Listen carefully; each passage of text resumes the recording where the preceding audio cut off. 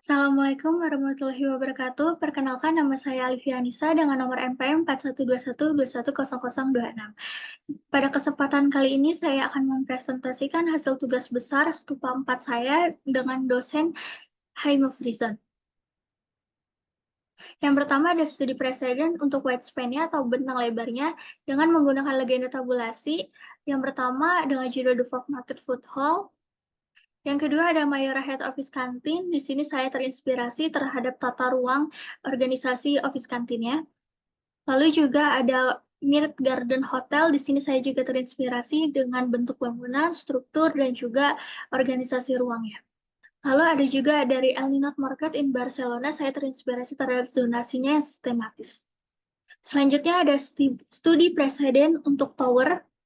Yang pertama ada White Office Building. Di sini saya terinspirasi dengan penggunaan atau tata letak dari core utilitasnya. Lalu yang kedua ada Golkar Jakarta Office. Di sini saya terinspirasi dari lantai pertamanya bangunan tersebut karena digunakan untuk area komersial. Lalu yang ketiga ada Sones Gate 11. Selanjutnya untuk site analisisnya, yang pertama data tapak ini lokasinya ada di Jalan Raya Tanjung Barat, Kecamatan Jagakarsa, Kota Jakarta Selatan, Daerah Khusus Ibu Kota Jakarta. Untuk garis sempadan bangunannya ada di 6 meter, GSS-nya 3 meter, sirkulasi 20%, dan KDH minimal 20% juga. Untuk pembagiannya, di sini saya bagi 2/4 untuk widespan, 1/4 untuk tower, 1/4 untuk utilitas, 1/4 untuk gedung parkir, dan juga 1/10 untuk bangunan utilitas. Di sini juga sudah diizinkan untuk kantor bisnis profesional dan juga untuk departemen store atau pusat perbelanjaan. Untuk ketentuan Perda DKI-nya ada beberapa undang-undangnya, yaitu Undang-Undang Nomor 31 Tahun 2022 tentang Rencana Detail Tata Ruang Wilayah Perencanaan Provinsi Daerah Khusus Ibu Kota Jakarta yang dapat diakses pada link tersebut. Lalu selanjutnya ada data tapak topografi. Di sini saya potong dua bagian, yaitu potongan AA dan juga potongan BB. Untuk kontur terendah ada di 40 meter dan juga untuk kontur tertinggi ada di 44 meter. Selanjutnya ada di data tapak geologi. Untuk jenis tapak untuk jenis tanah pada tapak ini ada di tanah laterit atau tanah merah. Dan menurut data dari Jakarta 1, pada wilayah Tanjung Barat ini berada di level aman terhadap penurunan tanah. Jadi aman. Selanjutnya, untuk data tapak hidrologi, kontur pada area dekat jalan raya ini cenderung lebih rendah. Dan juga begitu juga kontur pada belakang tapak juga cenderung rendah. Sehingga pergerakan air ini mengikuti perbedaan level ketinggian kontur tersebut. Jika yang tinggi ada di tengah-tengah tapak, maka pergerakan airnya juga mengikuti kontur yang ke depan dan ke belakang.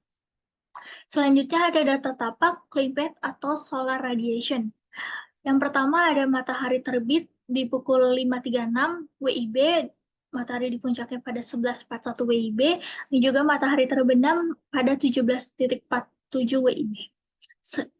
Seperti yang kita ketahui untuk matahari terbitnya pasti solar radiationnya lebih rendah atau cenderung sejuk.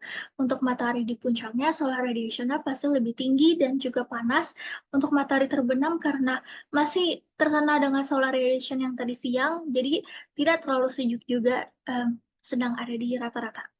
Selanjutnya ada di data tapak climate, wind, humidity, and rainfall. Di sini juga ada arah angin yang dari timur laut menuju ke utara selatan widespan dan juga ada juga apa namanya? Ada juga humidity atau kenyamanan cuaca 34 derajat rata-ratanya. Ada juga arah angin dari hujannya menuju dari mana ke mana di sini dapat jelas terlihat. Selanjutnya ada data tapak untuk view dari dalam keluar, ada juga dari view dari luar ke dalam. Untuk view dari luar ke dalam, depan tapak itu dekat dengan stasiun Tanjung Barat. Untuk belakang tapak itu ada di pemukiman warga. Terus lalu juga ada data tapak public transportation-nya yang pastinya dekat dengan stasiun Tanjung Barat, tepatnya kurang lebih 200 meter. Lalu juga di depan tapaknya langsung ada halte Haji Alwi yang jaraknya kurang dari 10 meter. Lalu juga ada angkutan umum biasa, dan juga ada Jaklingko, dan pastinya ada Transjakarta nomor D21. Untuk data tapak sirkulasinya ini akan memutarin widespan. Lalu ada data tapak sensori.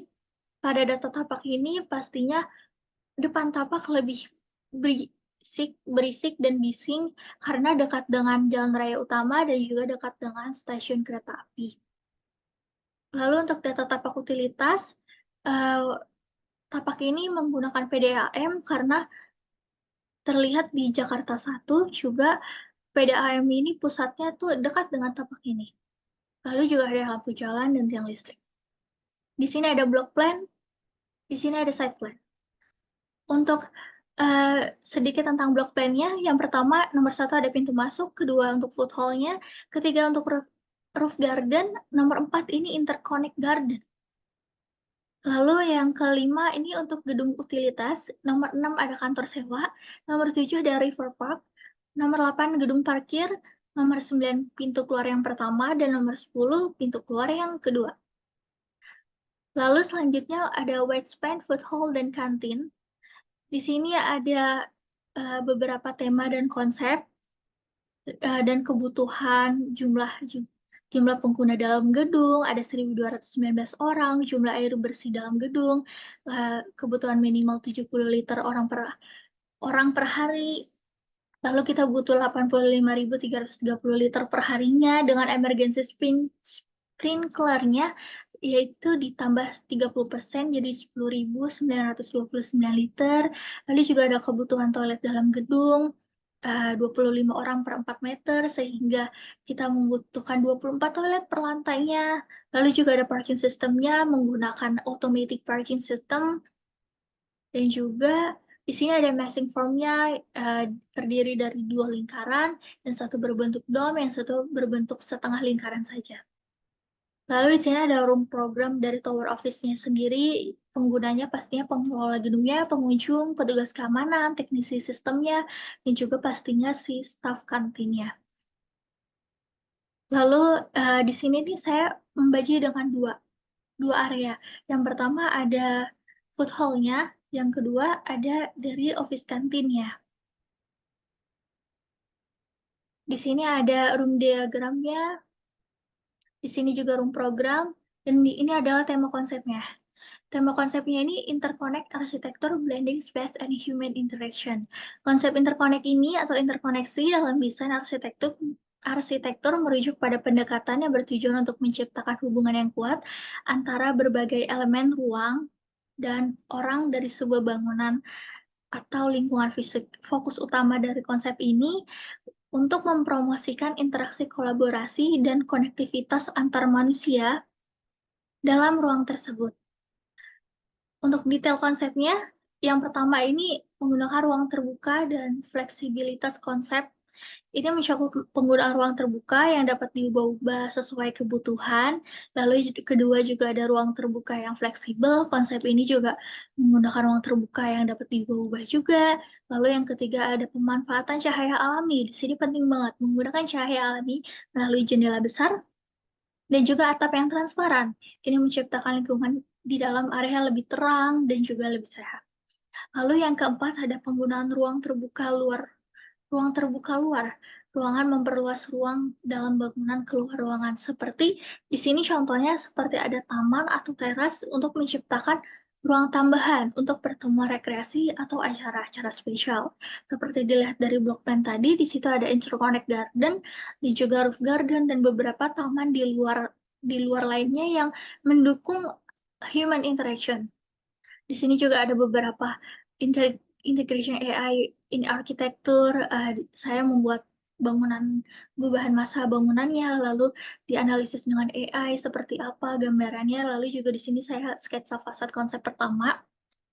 Di sini saya uh, mengide untuk menggunakan roof garden, lalu ada stairs-nya atau tangganya, lalu juga menggunakan glass window, tapi sekarang saya tambahkan dome di atapnya. Lalu ada detail konsep, interconnect-nya ini, desain interior. Untuk desain interiornya, dari furnitur yang fleksibel dan desain interior dan furnitur yang dapat diatur ulang. Jadi desain interior ini furniturnya dapat diatur ulang seperti kursi-kursinya, meja-mejanya dapat diatur-atur ulang sesuai fleksibilitas atau sesuai kebutuhan. Yang pertama ada dena lantai 1, yang area kanan yaitu apa? Yaitu lebih komersial area. Situ ada beberapa tenan-tenan. Yang kiri juga sama, komersial area tenan-tenan juga, tetapi tidak sebanyak yang di sebelah kanan. Lalu untuk lantai 2-nya di sini sedikit berbeda. Yang lantai 2 di area sebelah kanannya yaitu office kantin. Di sebelah kanannya juga ada eksekutif area kantin. Yang sebelah kiri bangunan pertama itu ada staff kantin biasa. Lalu yang bangunan setengah lingkarannya itu di sini juga berbeda dari lantai pertama, yaitu di sini dibuat classroom. Classroom di sini yang dimaksud adalah em, seperti jika diadakan kelas memasak, kelas kerajinan tangan, dan lain-lainnya. Jadi sudah mempunyai ruangan dan juga ada hall atau aula besar yang cukup untuk berkegiatan sesuai konsepnya, yaitu human interaction. Selanjutnya ada potongan AA, ada juga potongan BB, menggunakan eskalator, potongan CC, potongan DD juga, ini untuk tampak depan, tampak belakang, tampak kanannya, tampak kiri, dan juga ini ada 3D perspektif dari widespan-nya itu sendiri. Di sini saya tambahkan double fasad agar sinar matahari tidak terlalu banyak mensoroti ke dalam ruangan, tetapi tetap cukup. Di sini juga ada taman yang saya maksud, interconnect garden, lalu juga ada roof gardennya yang diawali dengan tangga, tangganya juga menggunakan beberapa ada vegetasinya. Ini adalah tampak depan atau 3D perspektif dari widespan itu sendiri.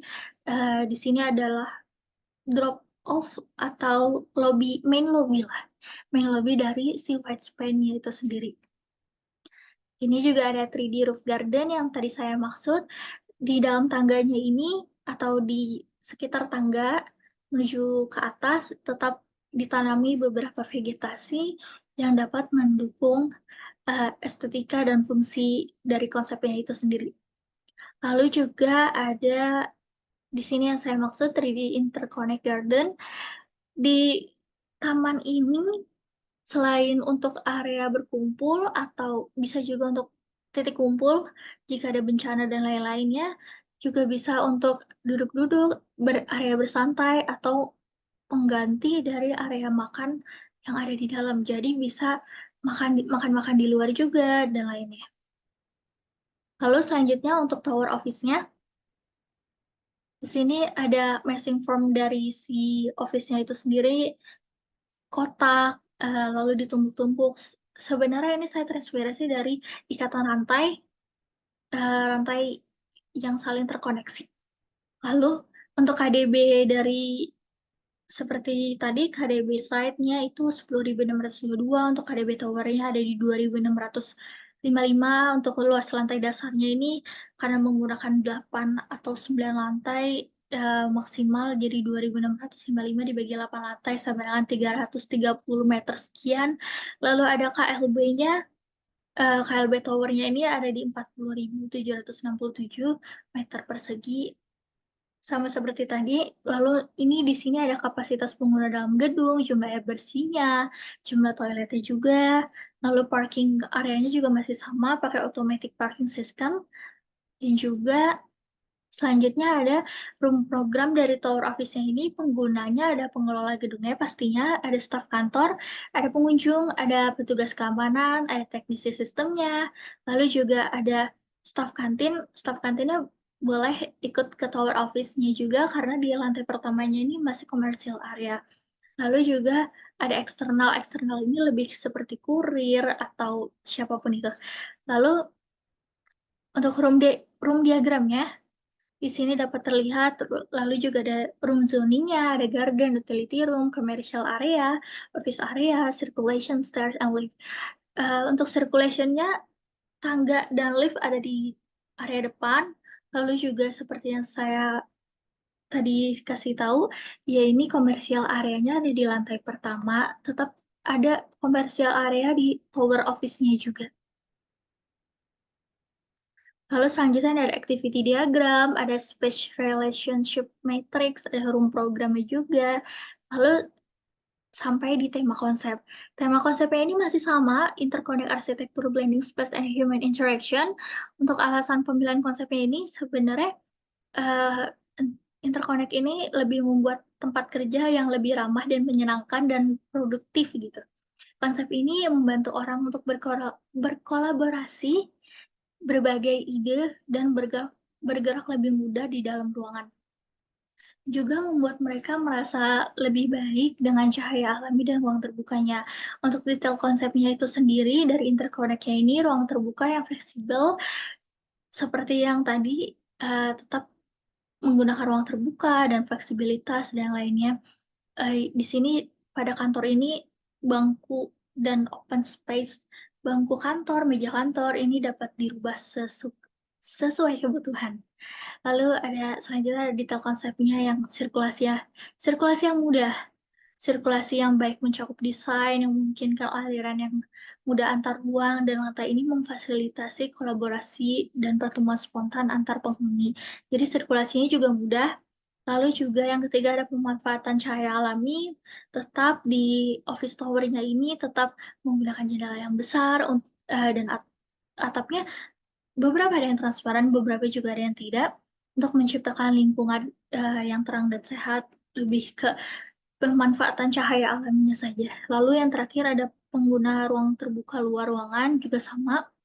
Untuk desain interiornya seperti yang saya tadi katakan, furniturnya ini lebih fleksibel yang dapat diatur ulang sesuai kebutuhan untuk memungkinkan fleksibilitas dan penggunaan ruang, tata letak terbukanya juga di sini saya menggunakan open space office, pertimbangan keamanan dan privasinya juga tetap penting meskipun terbuka, konsep ini tidak mengabaikan keamanan dan privasi. Ini mencakup ruang-ruang tertutup untuk pertemuan pribadi dan juga kontrol akses yang tepat. Lalu selanjutnya ada hubungan dengan lingkungan luar. Selain eh, selain di dalam ruangan, juga diperhatikan untuk hubungan ke arah luarnya pada office tower ini. Untuk hubungan dengan lingkungan luar ini, di pertengahan antar connecting gedungnya ini ada taman yang menuju ke area belakang, menuju ke taman belakang. Di sini juga saya beberapa eh, sketsa tentang double fasadnya, seperti apa dan lain-lainnya. Di sini saya membuat zigzag di tengah-tengah dengan ditumbuhi vegetasi rambat. Di sini ada fasad konsep office tower, jendela besar dan transparasi, iya. Lalu juga ada balkoni dan teras beberapa lantai. Setiap lantai genap atau setiap lantai ganjil, di situ ada balkoni dan terasnya yang terbuka sedikit.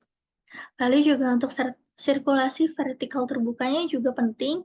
Pastinya office tower saya ini menggunakan sirkulasi vertikal. Lalu juga ada juga taman vertikal seperti yang saya katakan menggunakan zigzag vertikal yang ditumbuhi vegetasi rambat. Di sini ada dena lantai pertama. Lantai pertama ini sangat spesial karena komersial area.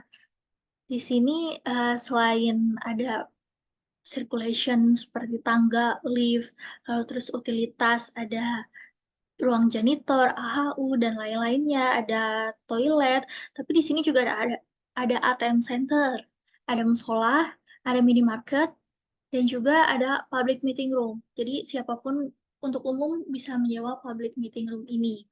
Pada lantai pertama juga di sebelah kanan belakang bangunan juga terdapat side entrance untuk menuju garden, yaitu taman di tengah-tengah. Lalu untuk dinding lantai 2, di sini baru ada balkoni garden sedikit, lalu juga ada waiting area, ada reception-nya, ada open office, seperti yang tadi saya katakan dengan ruang yang fleksibilitas dan dapat diatur sesuka hati sesuai kebutuhan, ya ini menggunakan open office, tetapi juga tetap memperhatikan privacy dengan adanya office room yang berbentuk ruangan, seperti executive room atau office room yang lainnya. Di sini juga di sayap sebelah kanan dan sayap sebelah paling kiri, di situ ada meeting room. Meeting room untuk kegiatan kantor. Lantai ketiga juga sama, lantai keempat juga masih secara garis besar sebenarnya sama, cuman sayap kanan dan sayap kiri, paling kanan dan paling kiri ini saya gunakan untuk side garden atau dibuat roof garden sejenis itulah. Lalu juga tengah-tengahnya ini ada garden connecting. Garden connectingnya ini juga tetap dibuat sebuah taman. Lantai kelimanya, lalu lantai 6, lantai 7, lantai 8, lantai 9. Nah, di lantai 9 ini ada yang berbeda. Kenapa di lantai 9 ini ada concierge? Concierge ini sejenis aula atau ruang serbaguna yang luasnya ini lumayan luas, 237 meter persegi, yang pastinya sudah tetap dilengkapi dengan kitchen, juice bar, terus juga toilet, utilitas semuanya. Dan juga ada meeting room yang kecil yang cuma 38 meter persegi. Lalu ini ada potongan AA, potongan BB, potongan CC, potongan DD-nya. Lalu ada tampak depan dari si towernya, tampak belakang, terlihat tangganya, tampak kanan, tampak kiri. Lalu ini untuk struktur konsep dari office towernya. Struktur atasnya menggunakan kolam persegi dengan grid, menggunakan rangka baja, menggunakan atap dak beton juga. Untuk struktur bawahnya ini struktur beton bertulang, menggunakan material baja tulangan. Lalu untuk detail strukturnya nih, detail second fasadnya eh, seperti itu, jadi dilapis lagi. Lalu juga menggunakan cantilever juga untuk penambahan ruangnya. Ini ada 3D perspective tower seperti ini. Lalu ini ada lebih ke tampak belakang dari perspektif tower itu sendiri. Sekian sekian dari saya. Saya ucapkan terima kasih. Wassalamualaikum warahmatullahi wabarakatuh.